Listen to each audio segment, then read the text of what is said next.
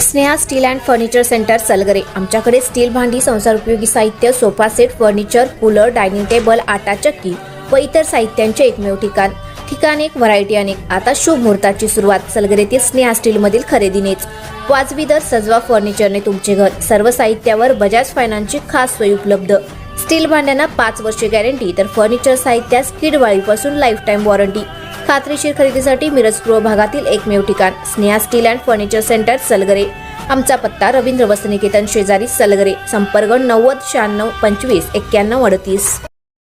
प्रत्येक बातमीतील घटनेच्या वास्तविकतेची तुलना थेट पाहत रहा चांगली अपडेट। वाळवा तालुक्यातील बोरगाव येथील सरकारी दवाखान्याजवळ रस्त्यावर नव्याने बसवलेल्या डीपी लाईनवर विद्युत प्रवाह सुरू असताना त्याकडे दुर्लक्ष करून काम करत असताना विजेचा शॉक लागून बिहार राज्यातील 19 वर्षीय कामगार तरुणाचा दुर्दैवी मृत्यू झाला। सदरची दुर्दैवी घटना रविवारी दुपारी 2:30 वाजण्याच्या सुमारास घडली। जुम्मन मो नसीम, वय वर्ष 19, मूळगाव, राहणार रामपूर बिहार, सध्या राहणार पेठ नाका, तालुका वाळवा असे मृत तरुणाचे नाव आहे। सदर घटनेची नोंद ईश्वरपूर पोलीस ठाण्यात झाली आहे।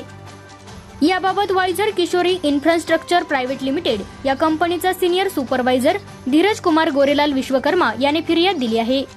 फिर्यादीत म्हटले आहे की आज दुपारी बोरगाव येथील सरकारी दवाखान्याजवळील रस्त्यावर नवीन बसवलेल्या डीपी लाईनवर विद्युत प्रवाह सुरू असताना त्याकडे दुर्लक्ष करून डीपीवर चढून गार्डिंगचे काम करत असताना विजेचा शॉक लागला। या शॉकने तो गंभीर जखमी झाला। त्याला तातडीने ईश्वरपूर येथील उपजिल्हा रुग्णालयात उपचाराकरिता दाखल करण्यात आले, मात्र वैद्यकीय अधिकाऱ्यांनी तपासल्यावर तो मयत झाल्याचे सांगितले। ईश्वरपूर पोलिसांनी अकस्मात मृत्यूची नोंद केली आहे। या प्रकरणाचा पुढील तपास सहाय्यक पोलीस फौजदार पाटील करीत आहेत।